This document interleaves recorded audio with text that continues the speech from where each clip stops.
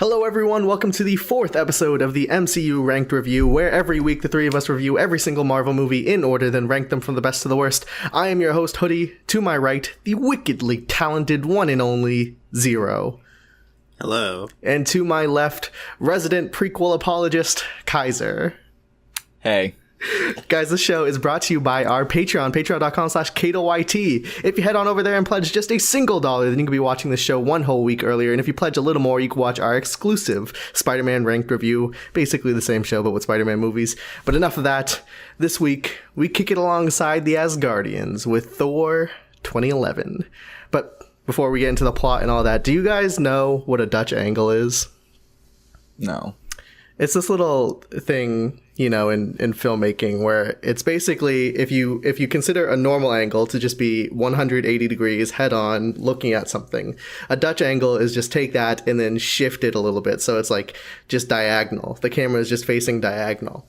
Now, what that is usually done for is like it's to present the idea of just sort of being like uneasy, you know, like so if a character is sort of going through like some sort of psychotic breakdown, you might use a Dutch angle. The one that pops into my head is in the movie Catch Me If You Can, directed by oh shoot, I don't remember who directed it, starring Leonardo DiCaprio. The end of the movie, he's this criminal running away from a detective, and the end of the movie, the detective catches him, and they're in this like abandoned factory. Dude, spoilers.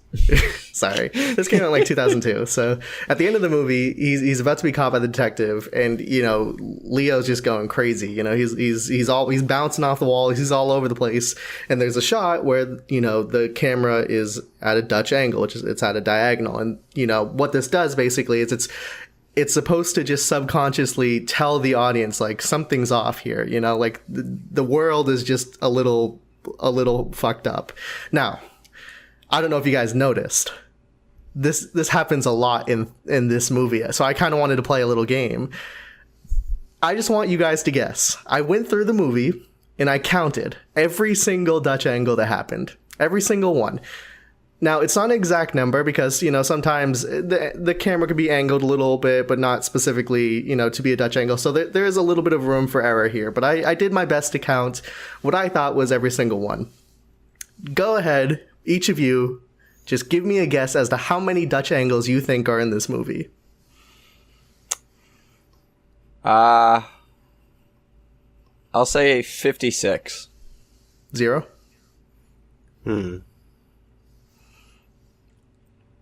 89. Higher than I thought you'd both guess, but you're both wrong by like half. It is 169 Dutch angles in this movie. Way too many. Shit.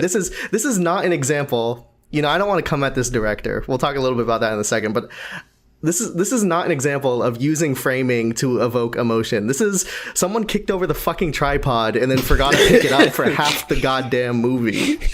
Whoopsies. Before we get into the plot, I kind of want to just talk about. I didn't know there were this many production issues, but when I was finished watching the movie, I looked it up on Wikipedia. This one went through some crazy stuff, so I thought we could just go ahead and review some of this stuff before we get started. So, last week, also coming out today, depending on if you're on Patreon or not, we did a Spider-Man review, Spider-Man 2002, directed by Sam Raimi. Before Sam Raimi did that, all the way back in 1990, he was starting to pitch a Thor movie. He pitched it to Fox. It was, you know, Sam Raimi's an accomplished director. It may have taken off if not for the fact that Fox was just like, this makes no sense. Who is this Thor character? And so it seems like they kind of missed out on that one. Then from there, it switched hands to some company wanted to make a TV movie. So this is, I think, still in the 90s, maybe early 2000s. They wanted to make a TV movie, and then Thor would have been played by a guy named Tyler Mane, who is a pro wrestler, but you guys might know him for playing Sabretooth in the original X-Men movie. Okay. Then it goes to David S. Goyer. He was going to write and direct it. You guys might know David S. Goyer for a sort of a mix of good and bad. He wrote the Dark Knight trilogy. He wrote the Blade trilogy. And then he wrote Man of Steel and Batman vs. Superman. Then, from there, David S. Goyer says, I don't want to do it anymore. Goes to a guy named Matthew Vaughn. Matthew Vaughn, you might know for X-Men First Class, Kick-Ass, Kingsman. Then goes to a little guy I like a lot named Guillermo del Toro. Guillermo del Toro did Pan's Labyrinth, Hellboy, Pacific Rim, Shape of Water, etc., etc. Love that guy. Really would have been interested in seeing that movie. Then we get to where we got it in 2011. Goes to a guy named Kenneth Branagh. Kenneth Branagh does a ton of Shakespeare stuff, like Shakespeare movies, like some directed in, some just starring in. Specifically, Much Ado About Nothing, Othello, Hamlet, and then a couple other ones that I don't care about. And then also, you guys might recognize him, specifically Zero. He plays the detective, and he also directed the movie Murder on the Orient Express. So that is the guy who did this movie. He directed it. But also of note, just a couple people whose name was tossed around to play Thor for this movie.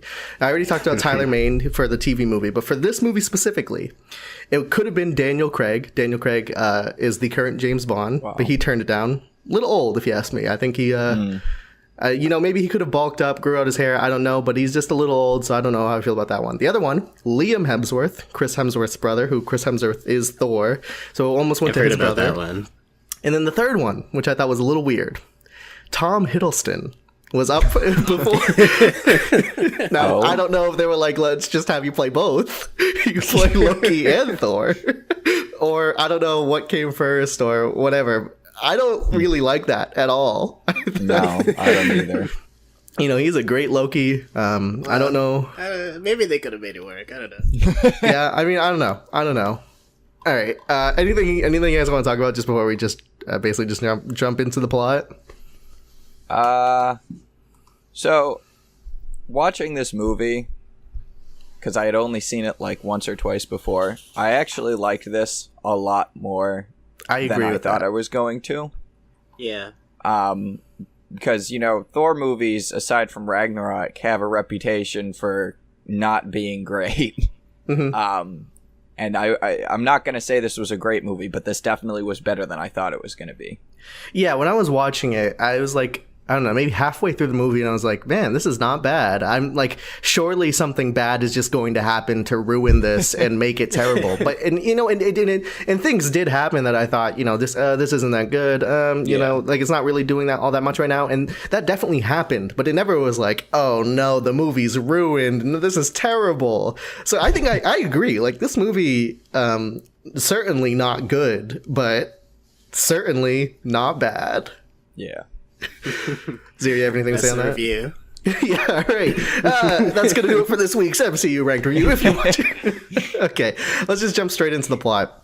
If you haven't seen the movie, this is basically how it goes. We open up. We're in this little RV. We see Natalie Portman, Kat Dennings, and I don't know the actor's name. It's something Skarsgård. The character Eric Selvig. All three of these guys in an RV doing some storm chasing. We learned that Natalie Portman is playing this. What is it? Is she an astrophysicist? Is that what they said it was? It appears to be, yeah. Okay, she's playing this astrophysicist. What she's doing. And then Eric Selvig is another astrophysicist, I think, maybe. And then Kat Dennings is a political science major. So she's there too. She's the intern. Yeah, so they're chasing this storm. And then I guess, okay, so what I can gather, it seems to be like they've learned about some previous Asgardian landings. And they figured out that another one... No, because that doesn't make sense. Okay, this is what I thought it was, but now that I'm saying it, that's dumb. I was thinking, because the way she talks about it, she predicted that this was going to happen. So what I rationalized in my head was that she knew, like, that she was able to extrapolate data for previous Asgardian landings and thus thought that a pattern was occurring, and thus a new Asgardian would land here at this point. That doesn't make sense, though, because why would that... There's no reason for that to be telegraphed. Thor's Exile. Yeah, so I don't know why she's there now that I think about it, but she is. And then basically they run into the storm, hit a guy. Guy's on the ground. They all run out like, "Oh my god, how did you get here?" Pan out. Cut to we're in Norway or somewhere on Earth where all the Vikings were, and we get some voiceover by Anthony Hopkins playing Odin. And he's talking about, it's like, I think it was like the 900 AD or some specific number that I don't remember. And they're talking about how people on Earth at this time thought like, they knew of other gods and they of other planets rather and other worlds, and how long ago the frost giants from Jotunheim came down to Earth and were gonna like just take over, but the Asgardians came down to protect the Earth people, and then they fought, and then here's a point of confusion. Maybe you guys can clear this up for me. The Asgardians win the fight. Does Odin kill the frost giant leader? No, he doesn't. Yeah, he leaves him alive. Okay, I thought he did. That's my fault. He just took their cube there. Took the W is what he took. Yeah, so he does not kill the frost giant, but we cut back to some point in the future. We see little Thor, little Loki walking down the hallway with their father Odin. He's telling them the story of all this, and they get to I don't know. They just go to a room. It's some room, and they're like, Thor's like, "Oh, when I'm king, I'm just gonna kill them all. I'm just gonna just murder them, genocide all the frost giants." Yeah, that was a little frightening. Just gas them. They're all done for. And then Odin's like, "Oh, you. That's not good." Cut to, we're now present day. Thor it's like his coronation day. He's ready to be king. And he's walking up, and literally right before Odin crowns him, one word away. If the frost giants were like 3 steps behind, Thor would have been king. But nope, they just showed up right in the nick of time, and right as Odin's about to say king, he says frost giants. Now, I don't know how Asgardian law works, but I think that means that Thor is an official a frost giant now. Thor is officially a frost giant through and through. He's multiple frost giants, actually. Yeah. So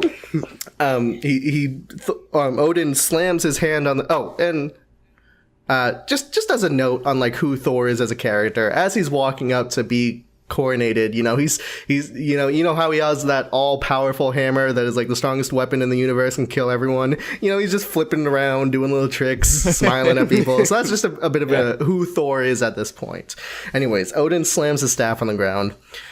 The frost giants basically kill the 2 guards. This prison, this relic room where the Infinity Gauntlet is. I mean, now it turned out to be fake, but what we thought was the real Infinity Gauntlet, the Eye of Agamotto, the frost giant power thing, whatever that was, like all these amazing weapons. Oh, and then we also learned from Thor Ragnarok, like the crown of Surtur is down there, and like there's all of these amazing powers that could totally destroy the universe in a room with 2 guards. That's all it took. So frost giants, very low security. Yeah, frost giants just walked in. They snuck in and killed those 2 guards, and they're about to walk away. Odin summoned him, slamming the staff, summoned this thing called the Destroyer. The Destroyer walks out, and he destroys. Let me tell you, he just kills these guys. He lives up to his name, that's for damn sure. Yeah, he kills these 2 frost giants, and then Odin, Thor, Loki walk in. And you're like, damn.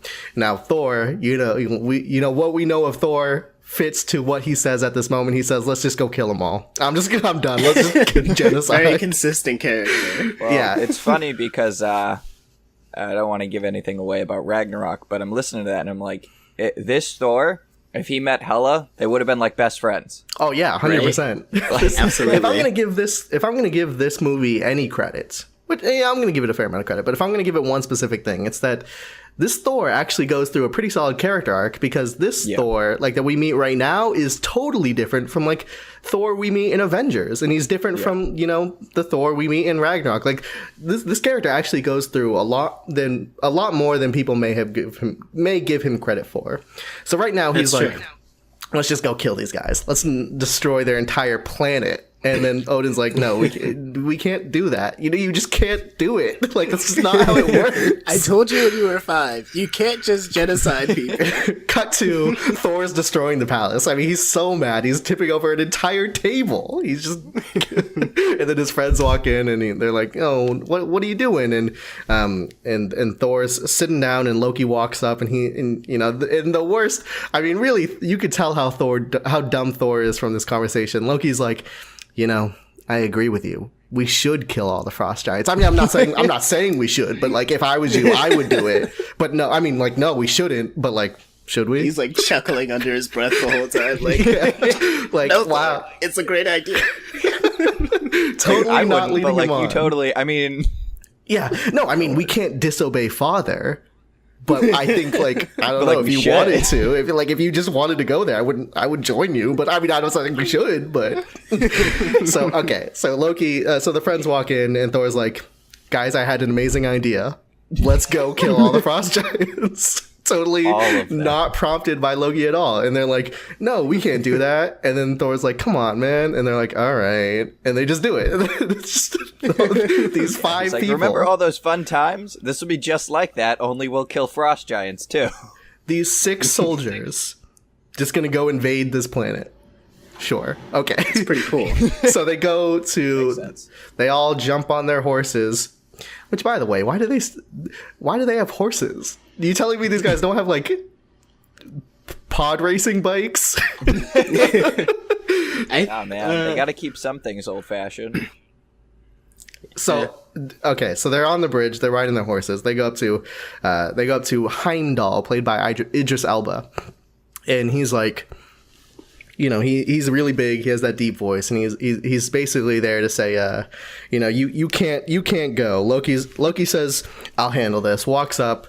And then, he's like, Heimdall, what's up, buddy? Heimdall punches him in the face. Thor's like, hey, what's up, buddy? Heimdall's like, hey, what's up, man? And then he lets them through. And then, That is basically how it went. This one of these other guys, I don't even know his name. It's the one that looks like Gimli. He walks up and he's like, oh, silver tongue turned to lead? It's like, no, screw you. I mean, Loki did nothing wrong there. I mean, yeah, he's actually trying to talk. When Loki genocides all of the Asgard, it's going to be this guy's fault. That's all I'm saying. So they go. Well, he learned it from Thor. They go to this. Basically, Heimdall's like, sure. I'm kind of pissed that people snuck in because Heimdall's like, he has the all-seeing eye. He's supposed to see everything, and that's he just my didn't. One thing. Yeah, this one these people snuck in, and he's pissed. So he's like, sure, go do it. So he lets them through. They go onto the Frost world, and basically they just get into a huge fight. Laufey shows up, and Laufey's like, get out of here. And Loki's like, man, we should probably get out of here. So they start leaving, and then Laufey's like, little bitch. He's like, oh, damn it. So Thor turns around. That's literally what happens. Thor turns around, and he just punches him in the face, and then it turns into this huge fight. Now, I want to like this fight because I actually don't think it's that bad. I like, how we see, Loki and Thor do their little tricks. Loki has that whole deceptive illusion type thing, and someone falls off, and then we see that's kind of his only trick. Yeah, and it was a good one. It was a good one. And Thor does the spinning the hammer stuff, and he's just hitting people. History. And I want to like all that, but man, I could not even see a single thing that was happening during that entire. Like the whole screen was black. I thought my monitor fell asleep or something. Yeah, it was kind of whack. So everyone's starting to run away. Thor doesn't want to fight. Thor doesn't want to run away. He's staying back to fight. Everyone's all the way on the other side of the bridge. They're like, Heimdall, open up. Heimdall's like, I told you guys I was not going to let you back in if, you're going to do some risky stuff. And they're basically getting screwed. This monster thing is running underneath the planet. Yeah, he's underneath something, and he goes up, and then he's like, I'm going to kill you. And Thor one-shots him, and then... and then the army of frost giants starts to enclose around them, and you think, oh no, they're gonna kill them all. Bam! Odin falls in from the sky. He's on his unicorn. Laufey says, Odin, what's up, dude? What's up, buddy? Haven't seen you in a while. How's my son? So this is why I asked if he killed Laufey. How does Laufey just not be like, hey, Loki, my son, how's it going? You know, like, he just doesn't even, does he not know? Or is he just... he referenced it when they were talking. No, he says, doesn't he, well, unless you're talking about something else, he says there's a traitor in the family. Yeah, that's not it. He said, well, that's not the only thing he says. He also says something like, you don't know what you'll reveal, but I do, so get the fuck out of here. I'm paraphrasing. Okay. I don't know what that means, but sure, I guess that does seem to imply it. He says it, like, to Loki. I just don't know why he wouldn't be like, hi, son. Or, I don't know what the nature of this deal... I don't know if, like, Odin just stole him, or Laufey was like, here, Odin, take him, I don't want him, or I don't know if it was part of the bargain or something. So, from what I understand, he kind of went in and found Loki abandoned. So at that point, Laufey had just disowned him, and Odin had taken him in. Oh, maybe it was because he was so small. That was because, that's what Odin said, something about that. All right, Odin shows up and saves the day, and he's like, you know, and the thing that's interesting about Odin right now is that he's out of breath. You know, he's not even running anything. He was riding a horse, but he's an old man and he's out of breath. And Laufey sees this, so Laufey pulls out his ice dagger and goes to stab him, and then, you know, Odin just flies away on his unicorn with all of them. They go back to Asgard. So, go ahead. Before we continue, I just want to say that everything that happened between the coronation and now, when we got to here, it was like, this is just an absolute mess. Like, if the Frost Giants had showed up a second late, Thor would have been king, and Odin was totally okay with that, which makes me kind of call his judgment into question. Well, he hadn't been genociding anyone for like 2 weeks, alright? Yeah, and then he totally was going to crown his genocidal son, and I guess he just didn't pick up on the fact that maybe Thor was a bit of a genocidal maniac. I don't know. It seemed pretty clear to me, but I guess his son, who's willing to commit genocide and just violate international borders and it's not like he had throw away all the options, treaties they might have had. Well, okay. Well, I did just, you know, I think some precedent needs to be set for the idea that, like, I don't know why I said precedent needs to be set. That's not at all what I'm talking about. Odin was sleepy. You know, he's tired. He needs to go That's to true. his... I do think he was like, you know, I'm getting too old for this shit. Yeah, basically, like, he just needed to go to bed, and, you know, when Odin takes a nap, it's a long nap. So someone needs to be the king in the meantime. So I think that's basically the reason for why this is happening. And that's, like, I can forgive that. But then the next thing is, like, on one hand, Thor is totally overreacting, but he's a little right. Like, I don't think Frost Giants should be able to just walk into our treasure vault and steal things. Like, that's not okay. Yeah, sure. At the very least, Odin should go there and be like, hey... Yeah, that's not cool, you know? Right. It doesn't need to be a declaration of war, but just say, like, let it be known, like, I'm not happy. Yeah, like, I'm not going to put up with this. And I think that Laufey was totally like, nah, we didn't do anything wrong, this is because of your traitor. And I'm like, why is everybody here being, like, an idiot? Like, I've never seen so many bad decisions made. I don't know why they're, like, completely ignoring the traitor thing. Yeah. Well, the other thing is, like, just Thor... brush it off. So Thor's clearly not trying to bring up what happened. Like, he does. He's like, hey, that wasn't cool. And Laufey's like, all right, what are you going to do about it? We're just going to kill you. And I'm like, no, like, you're not going to acknowledge that you, like, totally just broke into their kingdom?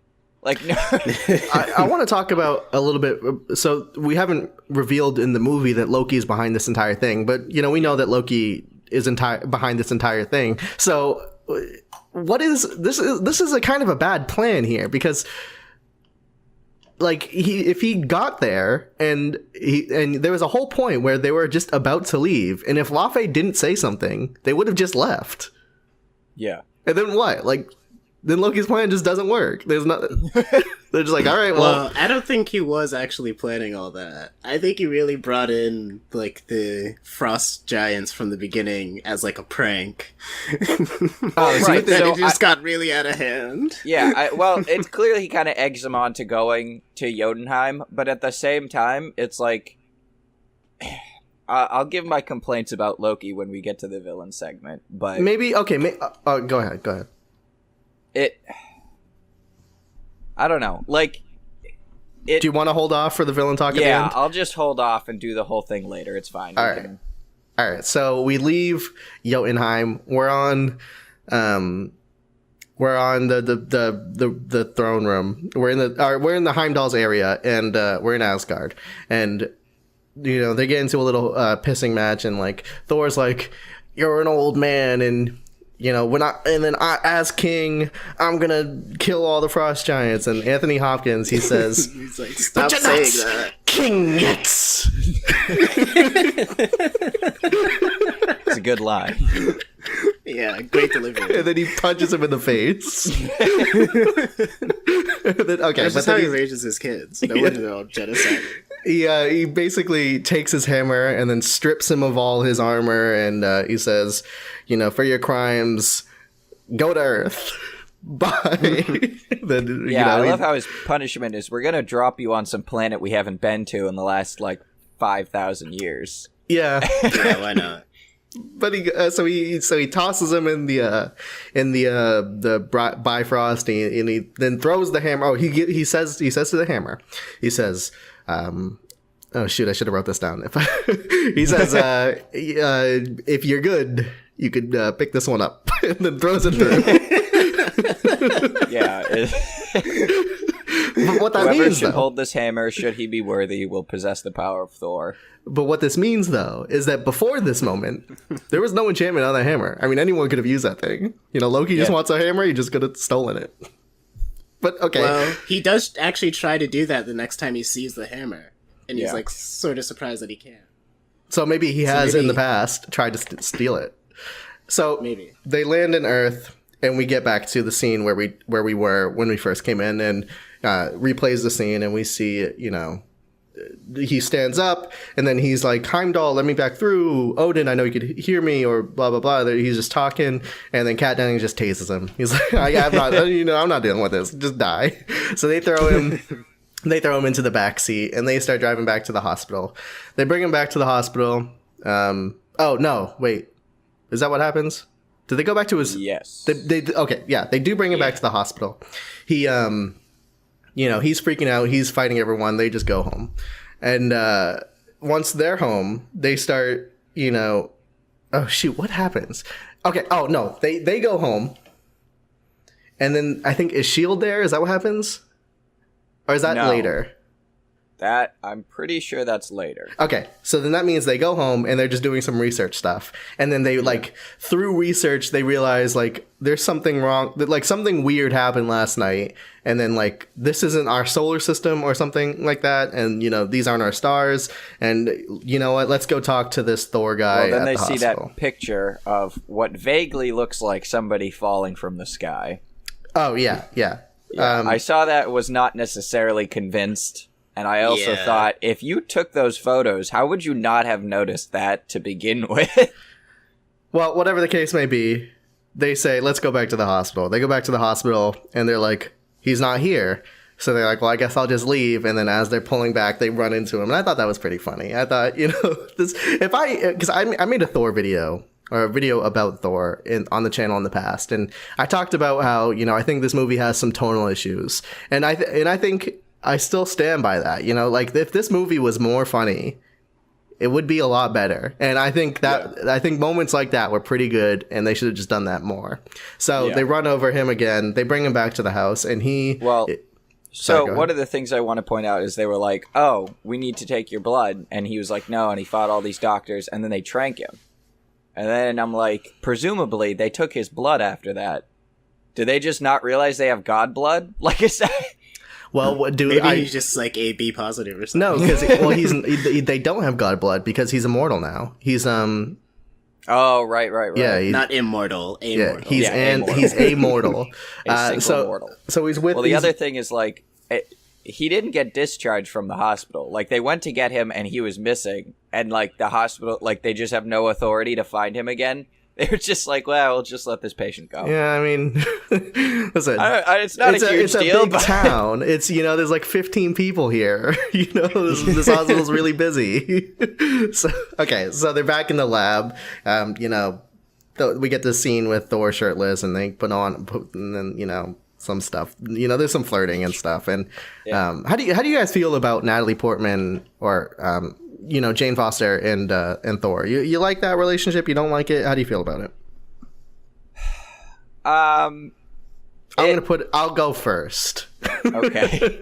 I paused, waited for you to talk, and then now it's my turn. I like it. Interrupting cow. I like it. I like Natalie Portman. You know, I think she's I think she the whole how do you put it? You know, the giggly thing she was doing. I thought it was very sweet, very endearing. I did start to think a little bit about, like, you know, it kind of sucks that that she had to that was her character, because you know, I know in the future, to go into like Thor 2 and stuff, I know that a big reason why Natalie Portman isn't in the movies anymore is because of, you know, the fact that she thinks this isn't really that great of a role for women. So, you know, I do think it sucks, but I do, you know, maybe for society it's not that great, but in this instance, I think it's pretty good. I think it's a really interesting character. Yeah. Any other thoughts on the romance? Zero? So go ahead. Well, I think... forget it. Go ahead, Zero. I also like the relationship. I mean, I don't really remember... Does this character ever come back? Is Natalie Portman... Yeah, she's in Thor 2. Oh. She's in Thor 2. See that, yeah, so. she like the... I haven't seen that movie, like, since it came out. I've seen Thor 2 like a billion times. I love it. It's my favorite Marvel movie. the whatever Infinity Stone is in that movie, it goes inside of her and stuff, and so it's, you know. Oh. We'll talk about that when we get to it. But yeah, she is in Thor 2. I liked her in this. I don't remember why, but I remember having like a negative impression of her. So maybe I'll see why in Thor 2. Well, it's very, you know, it is from the, you know, just the grand perspective of Marvel. It's not like they're really hitting out of the park with these romances, you know. When, like, I'm not a huge Pepper Potts fan, and I'm not, you know. That's true. Well, actually, maybe that's not a good statement, because I actually do like, you know, Captain America, not bad. So yeah, I don't know.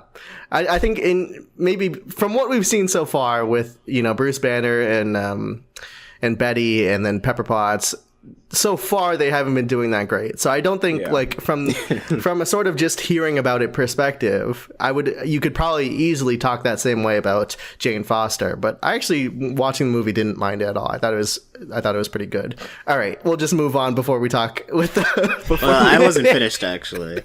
Okay, go ahead.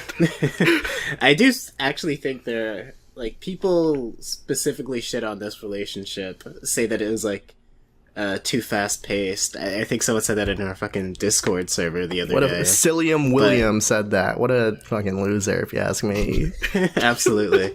But I didn't feel that way at all. Like, it seemed like they're not overly devoted to each other, which was a problem I was expecting, but didn't. Yeah, it was very like girlish. You know, it's not like they were trying to tell me that this was some sort of deep love. It was like she was, you know, he kissed her hand and she was like giggling, you know, and I totally understand why a girl would be attracted to Thor. So like for the level of the relationship that was at, I totally could buy into it.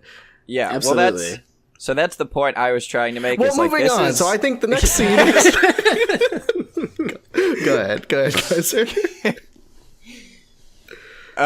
Jeez, it's not even worth it anymore. So, this is like very, very different from the, like, Tony Stark and Pepper Potts, where they show that, like, you know, he's kind of a playboy, but he starts to have this like love and respect for Pepper, who takes care of him, and she's like, you know, you're all I've got too, and you can really see how their relationship grows, even though it doesn't come to fruition at all in the first movie. Whereas in this movie, it's like, you can kind of see that Thor looks at her and he's smiling or whatever, and, you know, he's got like no commitments to any other girl, so he'd probably hit it. And she clearly, like, she's all giggly and whatnot, so it's clear they just think that they're like each other are hot from the beginning, but they have other things that take precedence over that and that they need to take care of. And later on in the movie, when they have nothing else to do, they're willing to just, you know, hang out and talk and whatever. And so I feel like it was very natural. Yeah, they're not trying to pass that these guys are like in deep love or anything. They're just like, oh, they think they're cute. So I thought it worked fine. Cut to, we're in a diner. And they're eating pancakes. And Thor drinks a little sip of his coffee. He's like, this coffee thing, that's pretty good. Slams it on the ground. Another! Yeah, so then these two dudes walk in, and they're talking about this satellite that landed in the middle of the desert. It's crazy. And then, Thor's like, satellite, what's this about? And then he says, someone else asked him, what's it about? But then Thor's just like, where is it? East, I'm going. So he's walking through the streets. I thought this was a nice little detail. He has no concept of sidewalks. He's just like, this is a pathway. I am on the pathway now. And he's just walking through, and they run up to him, and they're like, where are you going, dude? And then he's like, I gotta go east. If you give me a ride, then I'll help you out. And they're like, nah, we're good. So that they leave him basically, and then they go back. Just seem like a crazy person. Yeah, so they go back to the lab. An extremely strong crazy person, but extremely attractive crazy person. They go back to the lab, and they say, they see S.H.I.E.L.D. and Coulson, and they're confiscating all of the equipment, all of the research, and then Coulson's like, here's a check, it will cover all of this, and Jane Foster's like, I built all this, you can't just steal it all away from me. But Eric Selvig, had some sort of connection with S.H.I.E.L.D. in the past. I don't think they really expand on this in any way, but he's like, this is a big deal. Let's just let them do what they got to do. Just step away. And I think he knew Bruce Banner. They seem to imply that. Well, actually, no. I think it is something else, because they said gamma radiation. What I think, and I might be wrong here, I think he knows Mr. Blue.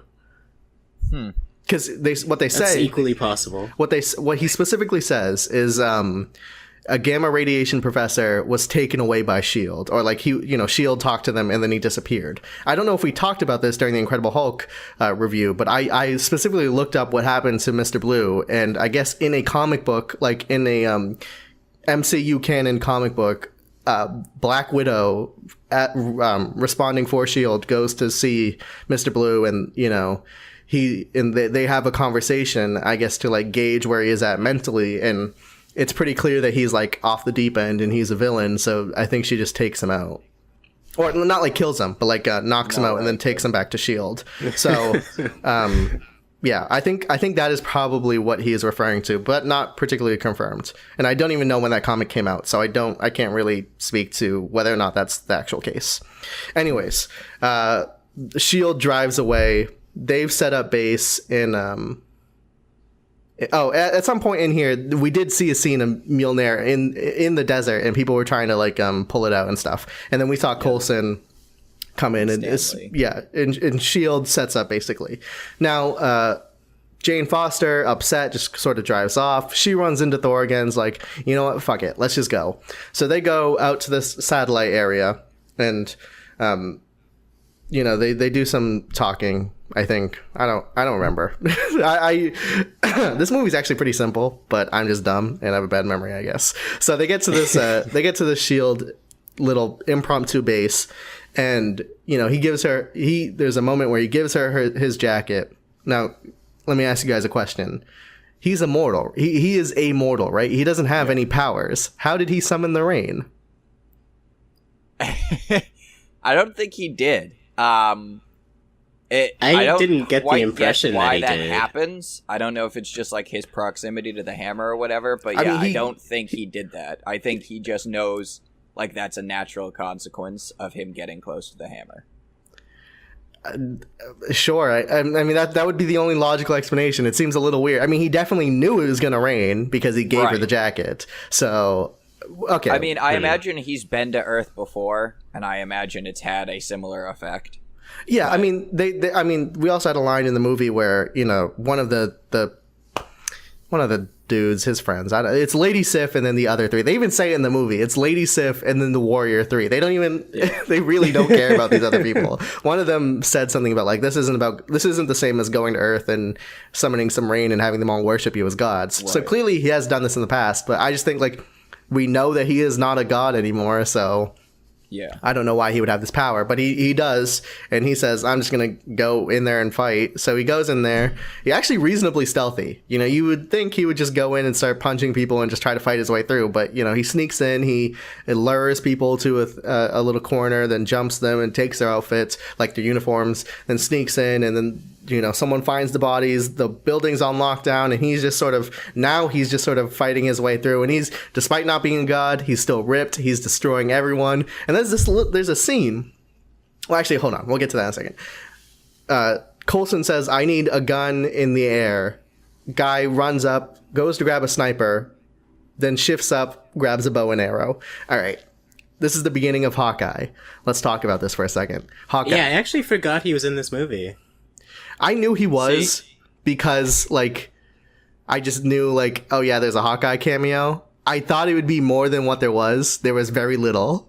I remember seeing this in the theater with my dad, and my dad's like, oh, and I'm watching, like, I don't know who that is, and why did he grab a bow? Yeah, well, let's talk about that. Why did he grab a bow? Like Hawkeye, I know you're a bow guy, but you had a sniper right in front of you. Like, I mean, surely at a certain point in time, you got to realize that a sniper rifle is just a better option than your bow and arrow.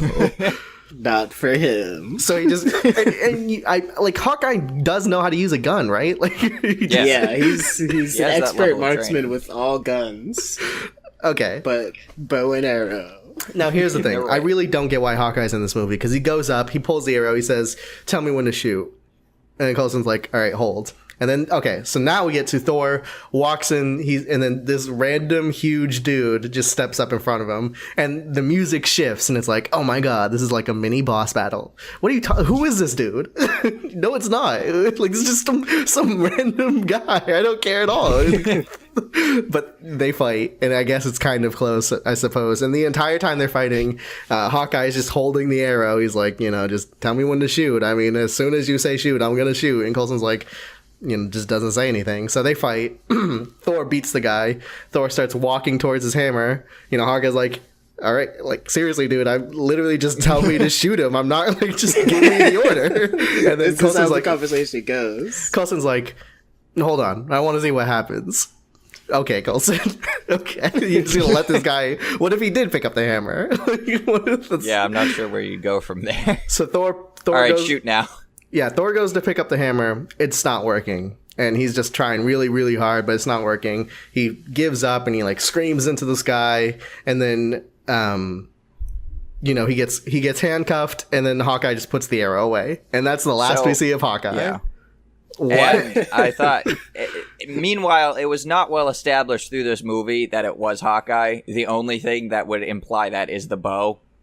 Yeah, but I mean, who else would it have been? I mean, it's not Green Arrow. Right. And those are the only two characters in all of fiction who use a bow and arrow. That was my thought process. So the other thing is that when I saw this when it came out, I was 12, and I totally bought that he was gonna get the hammer, like with the rain and everything. Like, I was sure. I was like, oh wow, this is gonna be cool, and then it didn't happen, and like they totally duped me. He's only had one movie in his entire trilogy, not counting the Avengers and all that. He's only had one movie in which he had the hammer for the entire time, which is Thor 2, because he doesn't have it in Thor Ragnarok, and he doesn't have it in this one. So, interesting little factoid about that. And actually, I don't even know if that's true. I mean, we might watch Thor 2, and then he doesn't have it there either. I don't remember, but.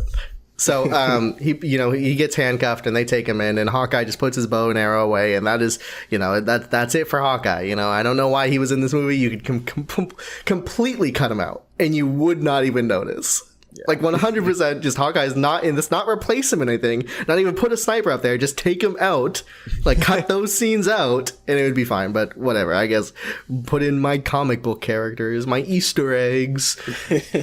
Then I think we just go to him being interrogated. Am I right? No. Loki and Odin. Okay, yeah. So we go Loki. So I forgot to mention this. Back when they were invading Jotunheim, Loki gets grabbed by one of the frost giants. Now, anyone else gets grabbed by a frost giant, presumably they get frostbite. Loki gets grabbed. Suddenly his whole hand and arm turn blue, but not in like a frostbite way, like a I'm actually a frost giant way. Crazy. Who would have guessed? So Loki's in in the throne room, or not the in the vault with all the relics, and he's like, he's just looking at this power thing, this Jotunheim power, and he grabs it and he's like, oh yes. And then Odin walks in, he's like, put it down. And then Loki turns around, and then he walks up, and they get into this little, I can't do it justice. It was a very emotional scene. I thought it was really, really good. Loki basically just, he's like, you couldn't have a frost giant sit on the throne. I'm not your actual son. And then, Kaiser, I don't know if you've ever seen Community, but I did show Zero the paintball episode, and Odin pulls a Chevy Chase where he just starts having a heart attack in the middle of the second he gets any sort of confrontation. He's like, my heart, and then he just passes on the ground. And then as soon as Loki turned away, Odin's eye opens. He's like, did he believe it? so yeah. Sorry, Odin sleep starting now. Good night. See you in 100 years. Then I think we cut. Oh no. And then I think we cut to Thor's friends, and Thor's friends are like, "Man, that was crazy. What happened to Thor, huh?" And they're like, "Let's go talk to Odin." So they go to Odin. It's not Odin. It's Loki. Loki's on the throne. He's doing his classic Loki pose, and they're like, "Loki, what are you doing here? That's Odin's throne." And Loki's like, "No, I'm the king now." And then they're like, oh, okay. And then I think they're like, okay, bye. And then like, okay, well, let's go get Thor. So they go back to Thor. Meanwhile, with Thor is in his little interrogation room. Coulson's like, are you from Iraq? Are you from the South Africa? Are you from, he's just listing places basically. And, Thor doesn't know what he's talking about. Coulson walks out. Loki shows up. He was invisible. He's there the whole time. And then they just do some talking. Loki lies to Thor. He's talking. He's saying, Odin's dead. I'm the king now. Mom doesn't want me to come back. And then he leaves. Thor's sad. Thor eventually. Now, I really don't like this scene. I think this scene's really dumb. I don't get why it's here. Dr. Eric Selvig comes up. And he's like, guys, Thor's my friend. Or he says, that's not Thor. That's this other guy. He's Dr. Dude. He's my friend. Yeah, Donald Blake. He says, can you let him go? And then Coulson's like, if you say so. All right. Yeah. All right, Thor, go on. I mean, Donald Blake, go ahead. And, and Coulson knows, but whatever. just lets Thor go. So he's incredibly lenient. We'll let him get the hammer. We'll let him go. So that scene is dumb. And then we also get to another dumb scene where Selvig is like, listen, I freed you, and the only thing I want is for you to leave Jane Foster alone. I don't know why so not only does it not make sense for Coulson to have freed Thor, it doesn't make sense for Selvig to have gotten Thor freed, because he just wants Jane Foster to be left alone from this dude. But Jane Foster would have been left alone if Thor was with S.H.I.E.L.D. But he's like, you know what? Just leave her alone. That's all I want in return. Next scene, Thor's not leaving her alone. He immediately goes to her trailer. So the past 10-minute sequence, dumb. Completely dumb. They're talking. So now Thor and Natalie Portman are talking, and they have this conversation by a campfire about Midgard and the Nine Realms and Asgard and Anaheim. This plays in California. And he's basically just explaining it all to her, and we had a little romance scene, and then they just go to sleep. Next thing, they're chilling at the lab or whatever.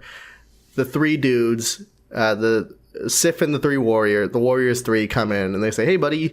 And then they have there's this weird racist line where they when they first get to Earth, they're walking through the city, and then one of the S.H.I.E.L.D's like, oh yeah, we got they got like Robin Hood, Jackie Chan, and something else, and it's like, why did you have to do that? I mean, is it not bad enough that this is the only Asian Asgard at all, but you also had to call him Jackie Chan? But whatever. So these guys show up, and we're getting into, if you can't tell, we're getting into the sort of this movie's starting to get boring phase. They show up, and they're like, man, Loki, he killed Odin, man, and or no, Odin's not dead, and you should come back. And Thor's like, hey, I should come back. And then oh no, he can't come back because the destroyer's coming in. The destroyer, from the beginning, he comes down and he's like, I'm here to destroy, and he destroys. And then they get into a fight. My job. Yeah, they get into a fight, and then what happens next? I think they just. Oh yeah, okay. Now I remember. They fight, and the Thor's like, "Hey, you guys, everyone, get out of here! I got a plan." His plan is to sacrifice himself. So basically, he's thinking that if Loki sent the destroyer here, it's because he wants Thor dead. So if he just sacrifices himself, the destroyer will go back to Asgard, and everyone will be safe. So the destroyer doesn't kill him, just knocks him. Well, okay, you tell me. What was Loki's intent here? The destroyer was originally gonna just light Thor on fire. Thor has this whole plea for mercy, and then the destroyer says puts the fire away and then just backhands him, but presumably that also kind of kills him. So I don't know. I think it was a moment of hesitation on Loki's part, and then he's like, well, I am still gonna kill him, and he just hits him. Yeah, I do think that there was some sentiment for his brother that kind of made him think, yeah. And then he was like, nah, never mind. Thor had his little apology. Now, here's the thing. I think I was staring at the clock for this movie, and at this point, so it's of note that this movie is actually relatively short in comparison to the other Marvel movies. But at this point, we're at the 30-minute mark, or the last 30-minute mark. It'd be really bad if this was the first 30 minutes. We're in the last 30 minutes. Now, what this usually means in the realm of writing and movie making is that the last 30 minutes is the 30-minute mark is where your climax is, usually, or it's the beginning of your climax. So watching the movie, not really having a great memory of what happens at the for this film, I'm thinking, okay, I guess this destroyer fight is the climax of the movie. It's not, which it actually was a good thing, because this destroyer fight was boring and everything before this was kind of boring. So if this was just sort of the end, then I would have been very upset. It's not the end. Thor destroys it. Thor gets smacked and almost killed. But in that moment, the hammer's like, yeah, he's worthy. I'm going to go to him. Is that how that works? The hammer just goes to him? I mean, there's no way Thor called for it. I actually believe Odin woke up at that moment when Thor died, and then he was like, all right, Hammer, enough's enough. He's had his time out. Go to him. But Odin doesn't have Heimdall's eye-seeing ability. True. But does he, though? Because he also shows up to Jotunheim. But they specifically... Yeah, they specifically say... Oh, go back to that for a second. Did you find it weird that Loki just kept calling Heimdall the guard? He is a guard. Was it? Maybe he was. Maybe he wasn't talking about Heimdall. Was he talking about an actual guard? I think he may have been talking about a different guard. Okay. Yeah. All right. Well, whatever. Okay. Whatever. The point is, for some reason, the hammer is like, yeah, he's worthy. So he goes back and then immediately grabs a hammer. All the armor just sort of materializes around him. He is Thor, Odin's son again. He destroys the destroyer in one big swoop. And then now they're like, all right, let's go back. So he goes back to Asgard. He says, all right, bye, Jane. It's been fun. And then goes back to Asgard with all his buddies. And there... He promises to come back to her. Yeah. And then while there, he says... he goes to find Loki. Oh, okay. So... I've skipped out a lot because I just forgot. Loki. Yeah, there's that whole Loki. Yeah, Loki's plan with the frost giants. Yeah, the whole other half of this movie I forgot to mention. Loki's up to some stuff. Who would have guessed? So that mischievous guy. Yeah, he goes at some point. He goes to Jotunheim and he's like, Laufey, I am here to let you into Odin's chambers and kill him while he sleeps. Laufey's like, hell yeah, dude. So they go, and then Laufey. He's in the Odin chamber and he's ready to kill Odin in his Odin sleep. His little Odin nap. Yeah, he says, "Thank you, Odin son, for letting me in the Odin chamber to kill Odin in his Odin sleep." You really gotta stop naming after everything like after yourself. Yeah, I mean, it's really just egotistical at this point, Odin. But as he's going to kill him, Loki shoots the scepter at him. This whole time, the plan was actually that not to kill his father, but to impress his father into convincing his father to let him be the king. Probably could have let him die, and that same thing would have happened. But whatever, whatever. I guess this works too. So he saves his father. Then his mom's like, "Loki, you're great." Thor shows up, and Loki's like, "Damn, I did not expect this." Thor pulls out his hammer, and they start fighting. And then, they're fighting and stuff. And then somehow, I forget, so someone tell me how this happens. Somehow we just get to the bridge? What happened there? I'm pretty sure Loki didn't fight him there, because I remember Loki actually Thor shot him out of the room with his scepter. Okay, so I was wrong. Okay, they don't fight there. Loki shoots him out of the room with his scepter. Thor starts falling to the ground. Loki goes to the Bifrost Bridge. His plan is to, as noted on earlier in the movie, if you just fully unleash the Bifrost for if you just let it go at full power for a couple minutes, it's going to destroy, very strong weapon. It's just going to destroy this entire planet if you just leave it for a couple minutes. We should point that at Thanos, I mean. Yeah, the Bifrost is destroyed by that time, so... True. So... presumably Thanos was still doing all this bad stuff anyways, so they probably could have done it. Whatever. It's a different topic for a different the Avengers review. So Loki unleashes the Bifrost. It's going to destroy Jotunheim. Thor flies over there. Now they're fighting. And then in this fight, at some point, Loki just Thor wins the fight, because I mean, it's Loki. I mean, we're talking about like a level 20 fighter and a level 20 Which I thought was rogue. interesting, because Loki was the one who was like, "Come on, man, fight me." And it was like, why would you do that? You're gonna lose. Because he wants to be Thor's equal, Merrick. Did you not listen? Yeah, So, except he's not.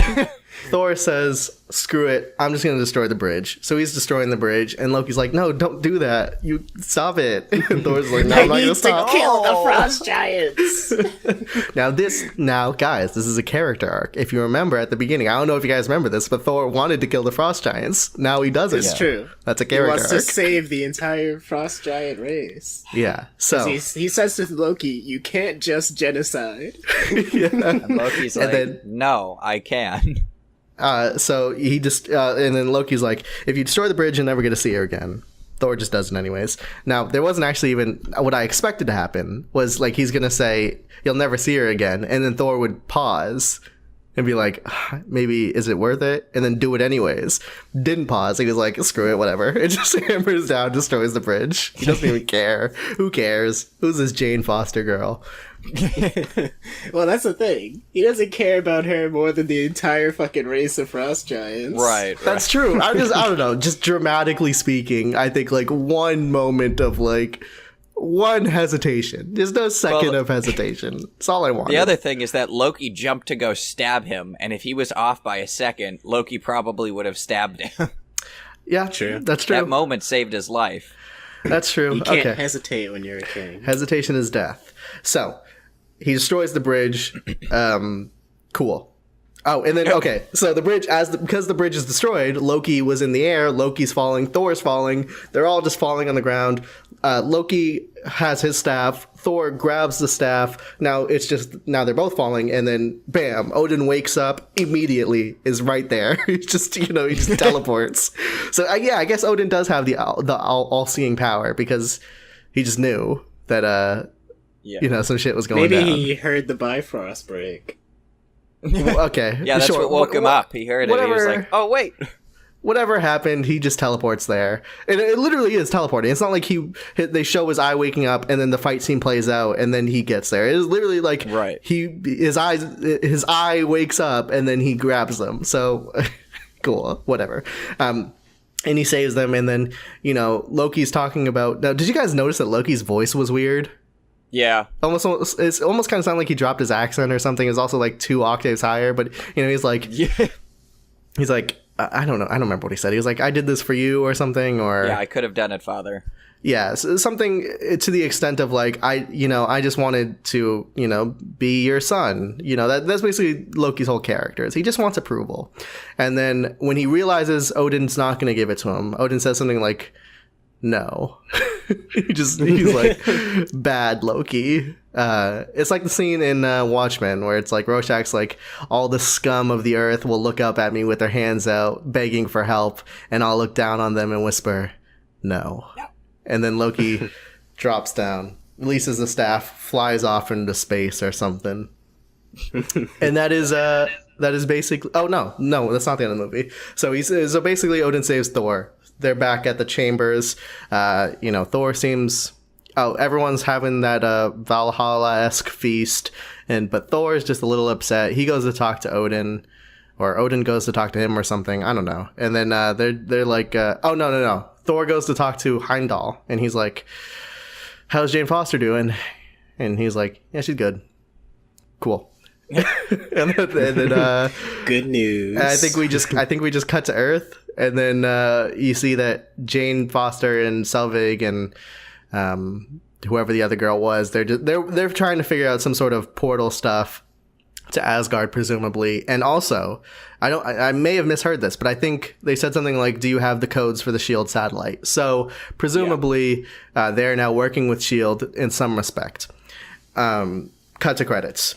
End credit scene. Selvig is taken to a S.H.I.E.L.D. facility. Now, I really don't know, like, this whole movie emphasized on, like, if anyone was the smart person, it was Jane Foster.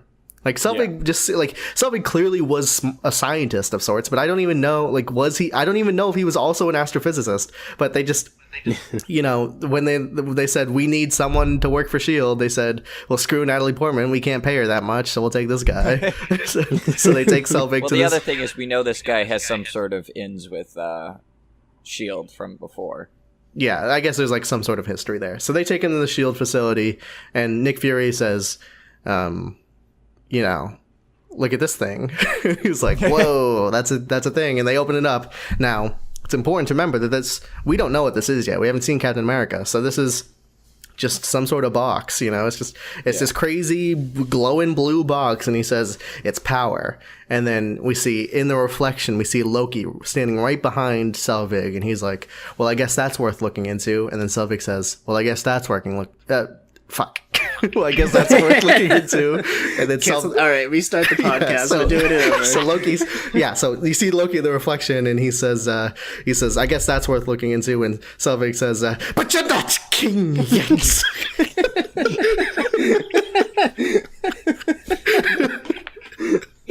And then there we go. Cut to that. That is the post-credit scene. So that's basically the plot to Thor. Any thoughts? Good movie, bad movie? Good movie. Good. Overall, good. I mean, not great. I definitely think there was better movies. I don't even know if I'd call it good. I'd say comparatively to what I thought it was, I would say it is better than, like, if you asked me to rank the movies without having seen them again and just going off of memory, this one probably would have placed bottom 3 with Thor 2 and probably like the Incredible Hulk or whatever. And it still might. I don't, who knows? Yeah. It still might place bottom 3, but I think this could probably put up some competition now. But still, I think I would be surprised to see this go out of the bottom 5. I don't. For me, I think it's going to end up in like the top of the bottom half. Really? That's high. Yeah.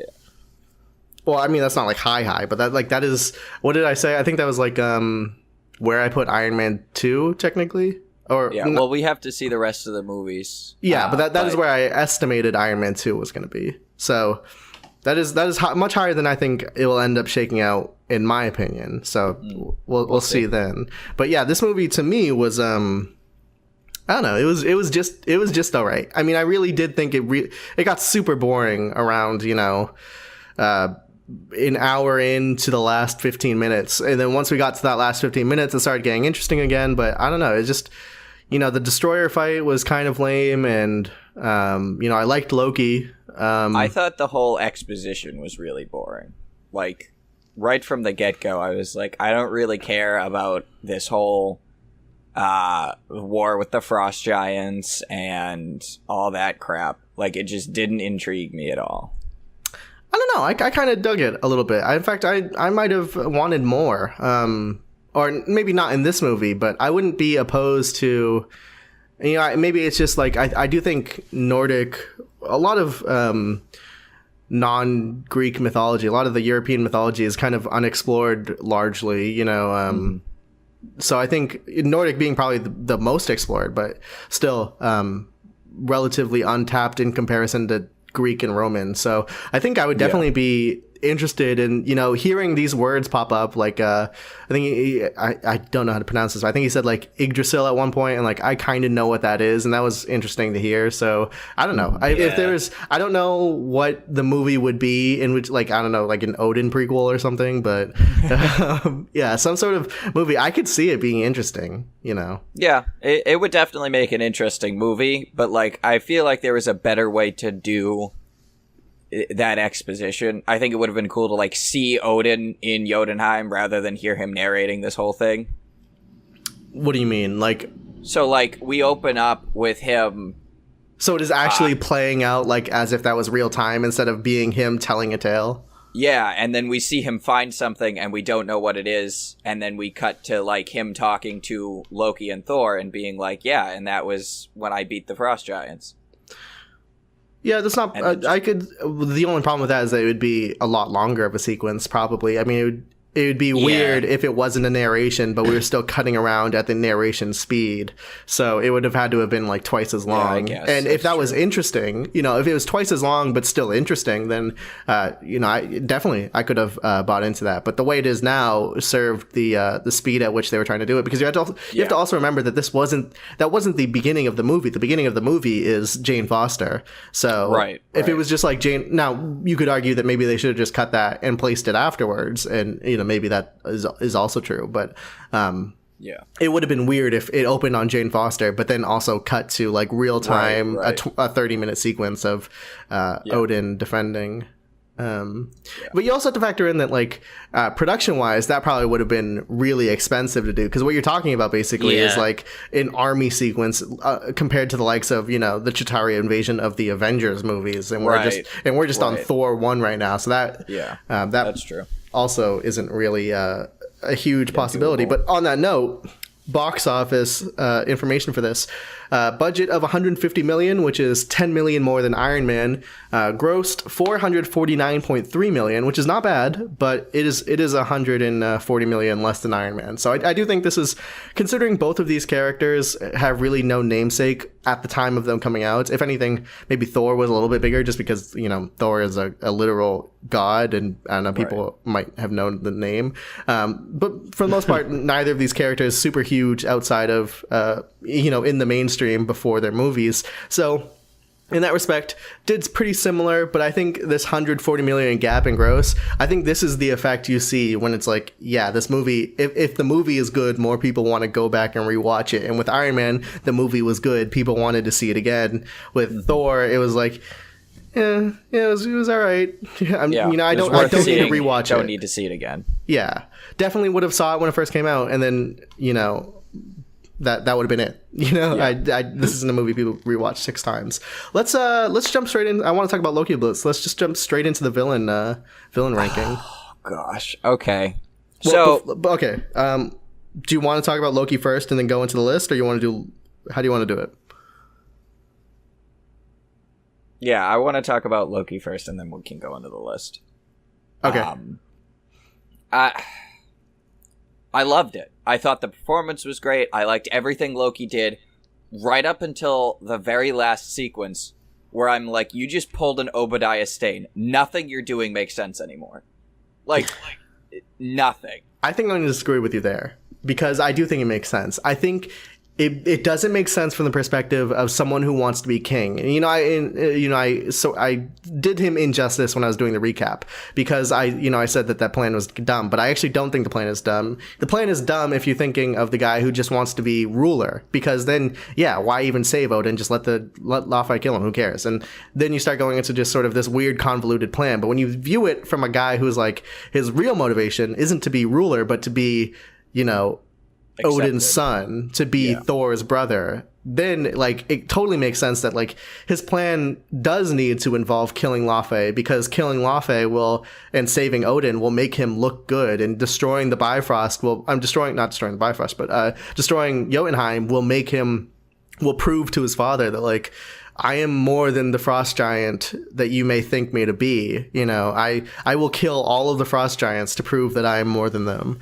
So in that regard, I actually do think it's 100%. I mean, complicated, sure, but I mean, as complicated as I would expect it to be. Right, from Loki. But the problem is that, like, his dad, literally, the beginning of the movie is Odin yelling at Thor saying, you can't genocide an entire race even though they broke in here and tried to steal stuff. And Loki's solution was, hey, I'm going to genocide the entire race because they broke in here and tried to kill you. Like, it just doesn't work. I thought if he just sat on the throne, left Thor where he was, and just waited it out, maybe, still did the Laufey thing. When Odin woke up, I think he would have been like, hey, you did a good job while I was out. Like, I definitely think that and maybe this is just a character flaw for him, but like that plan got way too complicated, and at the very end, he was literally like, no, we're not going to go genocide the Frost Giants. And he was like, hey, to prove myself, let's genocide the Frost Giants. Like, it doesn't work. To go in with that argument in sort of agreeance with you, it also just doesn't like, it's not necessarily logistically also isn't that great of a plan, because, you know, like the whole Heimdall thing is like, Heimdall's going to get out. And then what? Yeah. You know, he knows you did some shit. You know, he's gonna tell Odin. So logistically, I do think there are some issues too. Not to mention, like, you know, Thor's friends know about this too. There's a lot of loose ends here, but I do want to, like, I don't think this is an Obadiah Stane situation where it's like with Obadiah Stane, it was like this guy acting unreasonably he's acting crazy for no reason. That's why I think this is like Loki's driven, you know, is Loki's plan bad? Sure. But does it come from an emotional place that he's in because he just found out that he's like adopted basically, and he is the thing that he was, you know, supposed to hate? You know, like this guy grew up on fairy tales of how his quote unquote father destroyed the frost giants and saved the world against these evil monsters, only to find out that he is the evil monster. And I think, you know, in that sort of emotional turmoil, that leads someone to act, you know, in a not smart way. And, you know, you could detract points from it, but I don't think that's an Obadiah Stane situation. I don't even think it's like an Abomination situation. I think, like, because Abomination was in a sort of similar area where it was, you know, Blonsky was he had his own emotional duress, and that acted him to be crazy. But if you look at the ratio of like how much duress they were in compared to how crazy they got, for Obadiah Stane, it was like he acted unreasonably crazy. For Blonsky, he acted like, well, this is a little far. For Loki, I think like I buy into it. I totally think it makes sense for Loki. So, I mean, the villain list is yours, and you're free to rank them whatever you want, but I think it's no competition. Loki 100% places way above everyone else. Well, yeah, he's definitely the top of the list for several reasons. The first being that he's just the most entertaining. Like, there was not a moment where he was on screen where I wasn't enjoying the movie. I thought everything he did was really good. I liked the actor. I loved the performance. I even liked when he goes to visit Thor, which I thought, you know, you didn't really need to do that. Like, that you could have just left Thor there and it would have been fine. But that's true. I mean, he did go to Earth and lie to Thor, but like he didn't need to do that either. Technically, he could have. Right, but I think that in a way kind of shows his level of sentiment. Like, he wanted to see him again, and even though he totally bold-faced lied to him, it was, I'm sure it was to also keep him out of Asgard for a bit longer while his plan got into motion. But I also think that, like, the reason he went there overall was because he wanted to see his brother again. Yeah, for sure. I think that was good character development. I think that's one of the reasons why he hesitated at the end there, you know? And that's so important for Loki's character, you know, not for this movie, but even more going forward, is like the idea of, because so much of Loki is like continuously tricking Thor, and it's always deadly, you know. I mean, sometimes it's playful, but like in Thor Ragnarok, he talks about how like Loki tried to kill him by like he disguised himself as a snake and then stabbed him as a child. And it's like, so for that to make sense, you need to make a character that like Loki needs to be a guy who will kill Thor, but also really does truly love Thor. And for that to make sense, you need to establish how much he actually cares. So the idea that like what you're talking about is like that we do see some level of sentiment 100% is necessary for this character, especially as we move forward into like the Avengers and Thor 2 and Thor Ragnarok and all that, and Avengers Infinity War. So I definitely, I think you are 100% right there. I also thought, so they mentioned that he's the god of magic while they're talking about him, and all I can think is like, I don't know how you can call him the god of magic when he does like two things. Like, he teleports and he makes like copies of himself. You know, like, I was thinking about this because, you know, and we'll keep this brief because I don't think it applies to many people. I was thinking like, how would you make Loki in D&D? So the first thing that comes to mind is like probably Arcane Trickster. But then I was thinking like, I don't know, the cleric of trickery domain.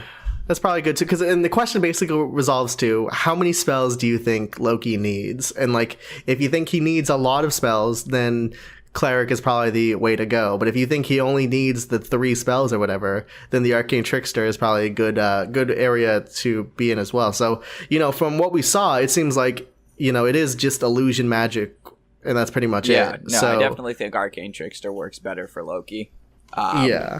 Because at least as far as the cinematics go, because he does a lot of cool magic stuff in the comics, but as far as the movies, like this is even further on. We don't see him do anything more than make copies and teleport. Like that's the extent of what he does. The dagger thing is of pretty. In combat, he uses the daggers, or not the daggers, but they're like little swords, short swords. Yeah, he uses those a lot more than he uses his magic and stuff. Yeah, it's absolutely. True. All right, let's go into that. Are you officially giving him number 1, or what is your ranking? Okay, go ahead and give us the ranking as it is right now. Yeah, so Loki's at the top for obvious reasons. Then it's Abomination, then Whiplash, then Justin Hammer, then Obadiah Stane. That's the list right now. Okay, and just for the other segment, the Black Widow watch. She was not in this movie, so as it stands, number 1, Iron Man 2. And that's it.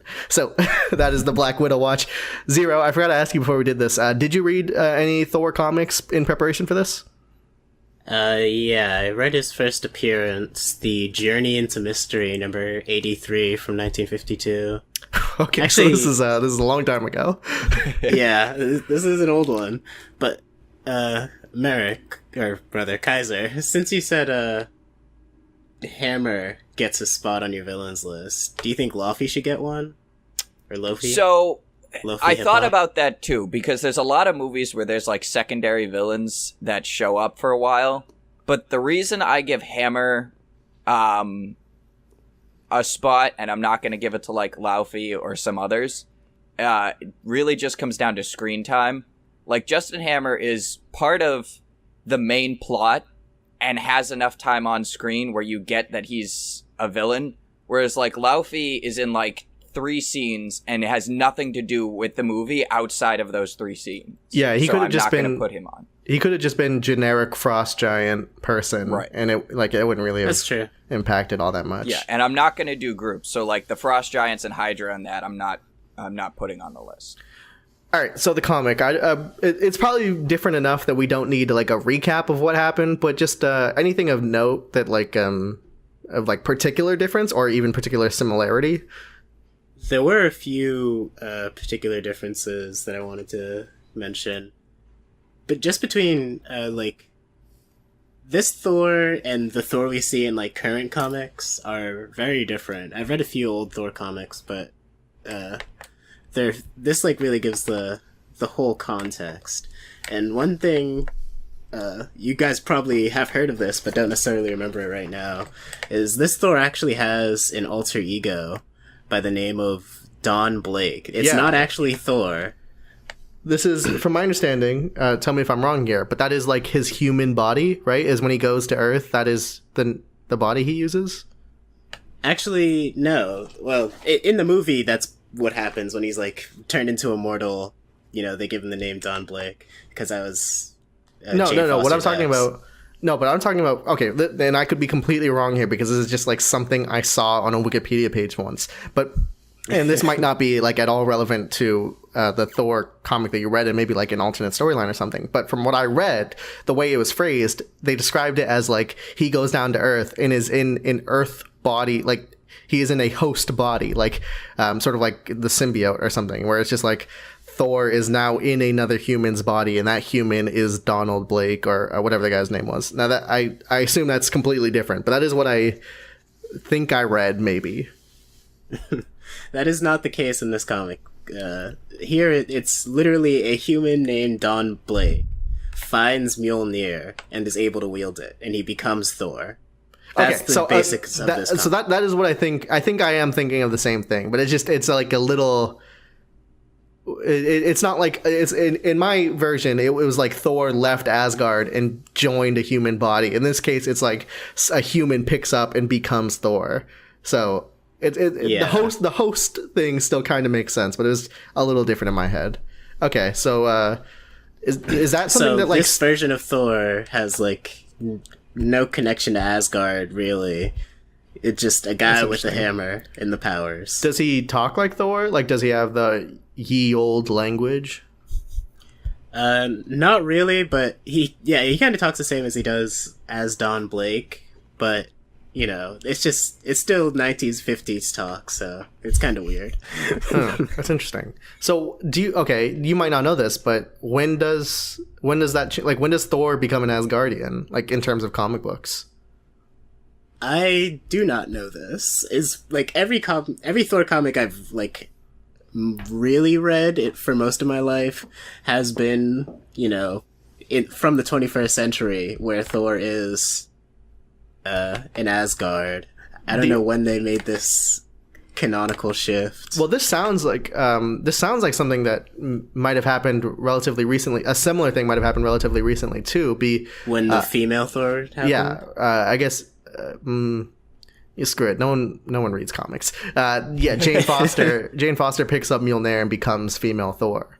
Yeah. Now I haven't read that, so I don't know if like that's necessary, if that's like kind of the same thing or not. But it does sound fairly similar to this scenario. So what is Thor? Did you only read one issue, or how much did you read? Well, this isn't like a Thor series, so I didn't really know where to continue. This is kind of is this kind of like a comics? Is this like a short story type thing where it's like it just talks about a guy who picked up a hammer and became Thor once, and that's it? More or less. It's like I said, it's like Batman and Detective Comics, where originally he was just one character who's supposed to show up in the lineup. Though it does say he's supposed to become like a regular character in this series, so who knows? That is interesting. I would have really not expected that at all. It's pretty early. All right. Any other notes before we just go on and head into a ranking? I thought this, like, for most of my life, I've been viewing the fascination with Loki as, like, kind of unwarranted, because I've seen, like, Avengers 1,000 times, and Thor 2, we don't really talk about. And obviously he was good in Ragnarok, but that came out, like, last year. Yeah. Rewatching this movie, which I hadn't rewatched since I saw it in theaters, really helped me understand why people love this character so much. You know what? I'll tag in on that because me and Kaiser rewatched Avengers like, I don't know, 3 months ago or something, and we'll talk about it. We'll talk about this more when we get to it. But when I just rewatched Avengers, having not rewatched Thor, I was 100% like, man, Loki's not as good as I remember him being, or everyone else talking about him being. And I don't know, he's fine, but I don't know, there's nothing particularly. He's just kind of like, okay. Yeah, there's nothing particularly amazing about him in relevance to how much praise Tom Hiddleston gets as Loki. So, like, if you just view it in the perspective of the Avengers movie, totally doesn't hold up to the praise he gets. But yeah, I think watching this movie and like Loki really kills it. Like, I don't know, he just. Really solid character. Much better, and once again, I'll pimp out this video. I made a whole video on Thor, why Thor and I actually don't watch it because I kind of want to remake it. But yeah, I talk about how like this movie tonally is defined by Loki, or it's like this movie it takes on the serious tone, and that's why Loki excels so much in it, because his character is so tragic. And then why I think Thor did not do well amongst like, Thor isn't really a great character in people's eyes outside of like Thor Ragnarok and stuff, because he seems so out of place with his like sort of just comedic lumbering idiot type character thing he has going on. And while I also make the claim that if they could have redone it, I think it should have been more of a comedy. And what that would mean is that we get less Loki, or maybe Loki's just a little different and he probably wouldn't be as good. But in return, we get a better Thor. So with what we have, I think we got a great Loki. If I were to redo this, I think I would have sacrificed Loki a little bit to get a greater Thor, because, that's it. The name of the movie is Thor. Yeah, don't forget that. And we can talk about this more when we do Captain America and Avengers, but like, given the lineup of villains we have leading up to Avengers, I definitely think that Loki was the best pick to put in there, like as opposed to the other villains they have. Yeah, I mean, the only other one that could even really compete would be Abomination, because what was I do not want to see Whiplash again. I mean, even if I liked Whiplash, I would have liked to see Red Skull play Loki's role. He's the only other one, and that's why I say we can talk about this more after Captain America. But yeah. It really would have come down to the two of them, and I think that Loki was... I still think Loki solidly beats him. And, there's the whole Red Skull just disappears thing, so how would he even be there? But, yeah, we'll talk about that. We'll talk about that when we get to, not going to say, but... I think they could have just done something different. Yeah, maybe. All right, let's go ahead into the ranking. The list as it stands right now: Iron Man sitting at number 1. Number 2 is Iron Man 2. Number 3 is the Hulk. Where is what's this movie called? Thor. Where is Thor going on this list? Where is he? He's on Earth? Who put him there? I'll go ahead and put my vote below Iron Man 2, above Hulk, sitting at a comfy number 3. That is my vote. That's my stance. I'm willing to debate it out, but that's my stance as it is right now. 0. Kind of struggling between this and Iron Man 2.